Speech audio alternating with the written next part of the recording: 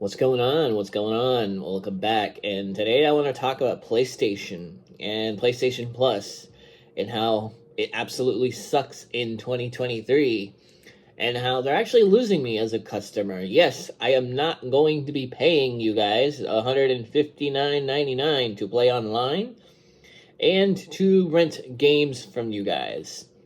Now, it has got to a breaking point because I have been in the PlayStation ecosystem for a long time.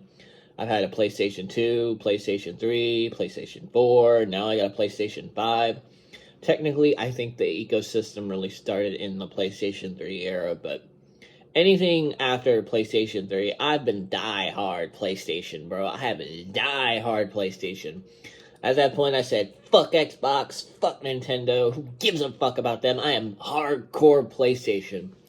And now we're breaking up. After, 15 years of gaming and excitement, we are absolutely done.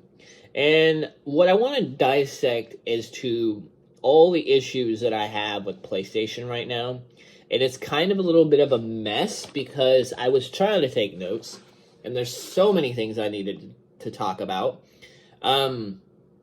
I guess the first thing I want to just talk about recently is all of PlayStation's current L's and losses that they've been going through, in my opinion. How we got to a point where Jim Ryan, the current CEO, I guess, of PlayStation of America or whatever, he is practically stepping down, or he may have been forced to retire due to all the fuck-ups. I don't know, this is just my speculation, but in March of 2024, he is no more. And a lot of, gamers and people are actually rejoicing and celebrating because they don't really like him. I mean, I'm sure he's got other jobs in the pipeline. I'm sure he's doing well for himself. And as a person, I wish him well. There's no real ill will against him. But I'll just say, as somebody who's part of PlayStation, you need to GTFO, please. So they've done that. They have the L's from their little portable gaming system, which I personally am not picking up. I don't need it because I got a Steam Deck and all other ways of playing these portable systems. And then the big one with them increasing PlayStation Plus by a shit ton of money and separating separating the one basic tier into three tiers. You have Essential, Extra, and you have Premium. And first off, I want to get into this. I want to get into these tier models because the price increase in the tiers models, a lot of people think that this is the first time in a while that PlayStation's actually increased their price point. But the honest truth is, when they made the tier model in the first place, which I think was sometime earlier this year, or was it late last year, that alone was a price increase.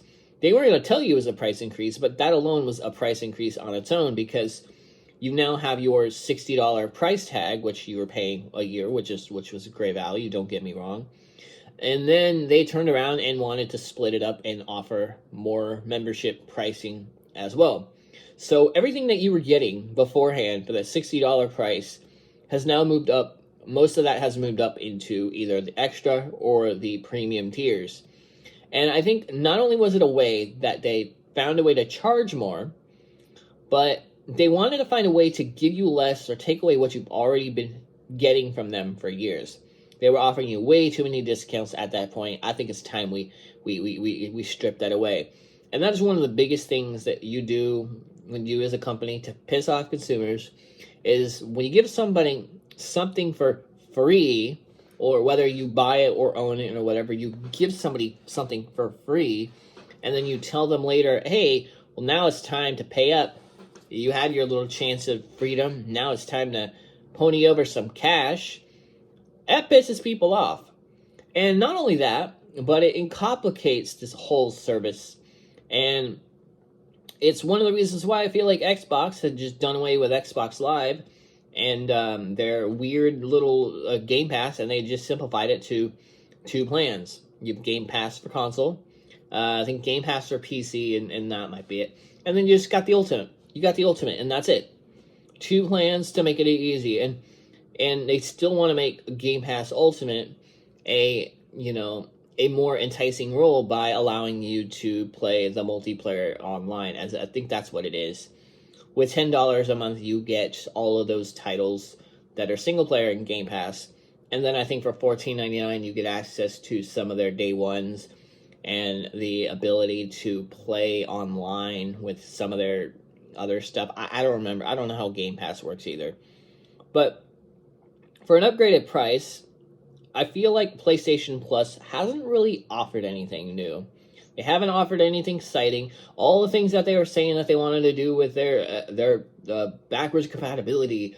Oh, we want to give you guys PlayStation 1, PlayStation 2, PlayStation 3 games. One, we've had that. We could have had that for years, but PlayStation's just slacking. They're not going to offer that because they don't see any value in it. They said it. Jim Ryan has said it themselves. Who wants to play these old games, bro? There's a shit ton of people that want to play these old games. I mean, maybe not everybody. Maybe there is people that prefer these new titles, but I think at some point it's more of a fan service than a thing that you should just strip away and say I don't give two flying fucks about it. So the service hasn't really offered anything really that exciting for me because it's stuff and shit that I have either bought in the past from them. Oh, if I was a PlayStation 3 member back in the day and I bought freaking, all the old Batman games, if I bought all my old PS3 games, it's the same fucking shit. It's the same shit. I just can't play it now. I can't play that shit. And if I want to play it, I gotta pay you guys for the upgraded PS4 version. And the PlayStation 4 version wasn't too bad. I think as we moved to the PlayStation 5, I think that's where I started noticing it becoming a big, big issue. Like, you're sitting here and you're telling me that for a game that I bought in your ecosystem, I'm now gonna play and pay again to play it on PlayStation 4, and then pay again to play it on PlayStation 5. There's only just so much money that I'm willing to give you guys for games that I already own. Which is why when I had got my Steam Deck, I hate bringing up Steam Deck in this video because I really wanted to solely focus on PlayStation. But to be honest, it drives a point as to why I'm slowly moving the transition from PlayStation to PC, is because when I buy games on PC, even though they're digital games, I feel like I play it and kind of own it forever in a sense, or I own it for as long as I'm alive, and for as long as I'm, I don't have to rebuy or pay for a platform service. I don't. I'm not stuck in their ecosystem. Sure, I may be stuck in Steam's ecosystem, but Steam's ecosystem's been around for since 2002 or 2001. I don't know what date it has been, but they've been around for a while. And I don't think Steam is going to, lose any momentum in Steam anytime soon. No pun intended. But I think if anything, they're going to be doubling down, and they're going to be making a lot of big changes. And the Steam Deck was really just a way for people who are already console gamers, who were used to the PlayStation ecosystem, and bring them over to PC. It's sort of their way of being like, yo, you guys are constantly paying for the same shit over and over. We got you covered. And better yet, there are subscription services out there on PC like Ubisoft Plus. I know some people don't like these external services. I don't blame you guys. I would still technically avoid those. But see, even with these individual services, for like $14 a month or whatever, you still get a better value in a weird way. Like, you get titles that you're most likely going to play by going these external routes than if you went with PlayStation or Xbox, where they have to curate it all, and it's just handpicked for you. If you subscribe to Ubisoft Plus, and you are somebody who just likes to play Ubisoft games, you have a shit ton. You have their entire fucking collection at your fingertips. And the reason I'm bringing this up is this is partly why I think Game Pass has, even though people have been abusing Game Pass by subscribing and unsubscribing, and it's one of the reasons why they haven't made a whole lot of money. It's one of the reasons why I still think Game Pass, despite it being a little bit more convenient and offering practically maybe a little bit more of a pricier tier at the year model, why I still think it's technically a slightly better value than PlayStation. Because with Game Pass, at least with Game Pass, you have access to Xbox 360 titles, you have Xbox One, you have Xbox Series X, and you have original Xbox games. And they give you access to these titles, and you only need one Xbox to play them. You know, you don't need a PlayStation 3 unless you want to do the cloud thing, which that's another big gripe that I think is absolutely ridiculous that PlayStation has not figured out. Is I don't know why PlayStation has not figured out the fact that people hate cloud services and they don't want to play PlayStation 3 games on their PlayStation 5 through the cloud. They just want to launch it up and they just want to play it. Now, I understand the ecosystem. I understand the hardware was different back then. And even when you buy games that are PlayStation 2 on the PlayStation 5, some of those games aren't even working properly. They have glitches, they have bugs. And PlayStation, I highly doubt they give that much care to their PlayStation 2 library. So they're not really putting enough content out there. I mean, you got a whole load of hidden gems on PlayStation 1, PlayStation 2, PlayStation Portal, that PlayStation could bring to the PlayStation 5, upscale it to 4K, and really make the service worth, actually paying for people who love the retro titles as well as wanting to get these new ones. But that's another thing. One, you never own these titles, and two, I still feel like I own it, and I feel safer buying games on PC than I do with PlayStation for some weird reason. And I think it's because of that whole backwards compatibility that, say, sometime down the line, PlayStation, I don't want to say PlayStation goes out of business, but PlayStation 6 or PlayStation 7 comes out, and PlayStation is practically not going to support your old games anymore, and they're going to force you to buy it. I think that's my biggest gripe with it. So, yeah, the subscription tier model is absolute nonsense. Let me talk about the marginal upgrades. And this is another thing. This is another problem I have with PlayStation Plus, with when they offer you a bunch of these old-ass PS4 games from previous generation, is when you play them on your PS5, there is only a handful of titles that support upgraded visuals, upgraded frame rates, upgraded, resolutions, and most of them are stuck at 30 FPS at 1080p or 1440p. There's just not a whole lot. There's just not a whole lot of games. Correct me if I'm wrong, if times have changed and they've updated their list. I know they have. I know some titles have got updated. But guess what? It's probably because they're live service games. Live service. I mean, I think that's another issue that's making this generation so lackluster. It's just by how many live service games that are popping up on the on the game front. Like, even your single player titles. Fucking Payday 3 recently came out, and that's a fucking live service game. You need to play online. It's single player, but it's online. Oh shit, our server's down. Well, fuck you, you can't play your game. The only thing that they have not really stooped too low to, with PlayStation at least yet, is the fact that I think with PlayStation at least, most, if not all, the game is still on the Blu-ray disc. So if I buy a physical title on a PlayStation 5 game, I have the physical copy, and I still actually physically can have that as long as my PlayStation 5 doesn't die out. I at least still own the game physical.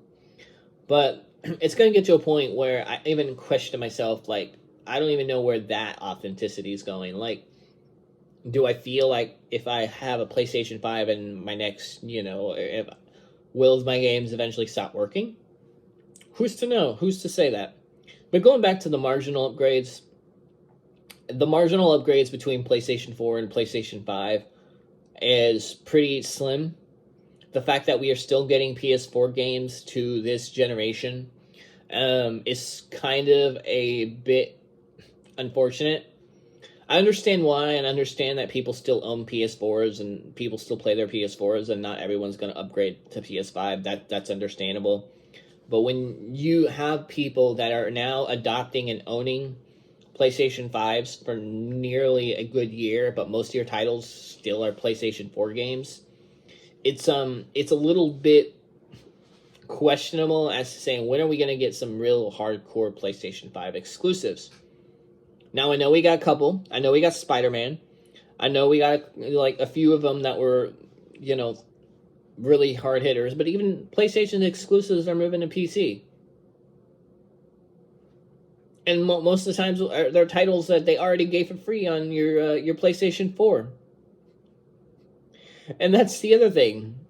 Because the marginal upgrades, because all the titles that we've got over the course of the PlayStation 4 generation through PlayStation Plus, they're running out of shit to give us each month for the $160 that they want to charge. So I'm paying you guys $160 to get reruns, to keep these on the service, basically, and to essentially just play online. Is that basically what it is? Just to stay in your ecosystem, to stay in your bubble, PlayStation? Like, the marginal upgrades, if you're playing a game still at 30 FPS on PS5, that's not a huge deal breaker, but the fact that you guys advertised this system and made a huge deal that we're going to be 60 FPS, 4K, or 4K 30 at 1440p, 60 FPS, whatever you want to call it, that marginal upgrade, like, I have these PlayStation 4 games. I want to experience what they're like on PlayStation 5. I don't want to experience what they were like on PS4 with maybe like a little tiny bit of tweaks on the PlayStation 5, if you get what I'm getting.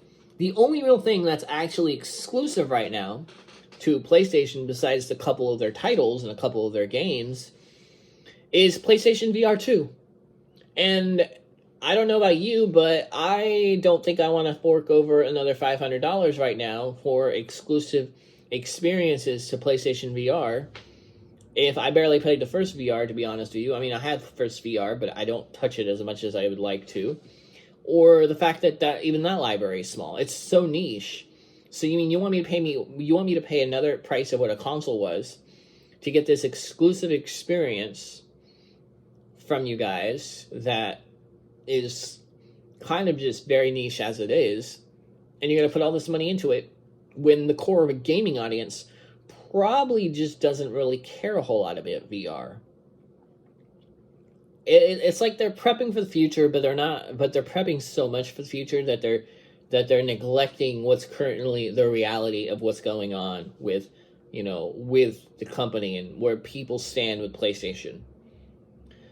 So I know this was kind of a bit of a tangent. My bad if it's really hard to decipher this video with PlayStation and how I feel about PlayStation and why they're losing me as a customer.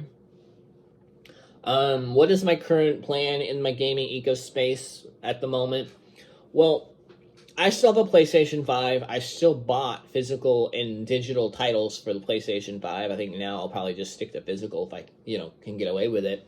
But as of right now, what I'm actually in the process of doing is I normally hate buying games for a second time on systems, but one of the cool things about PC gaming is things like Humble Bundle, other services that offer these games relatively cheap, and they offer really, really good sales, that if you get these games in a bundle and a deal for a very cheap price, it at least buys me the opportunity that I have that game on the platform for as long as I want, and it secures that I can eventually at some point get rid of my PS5 if I wanted to.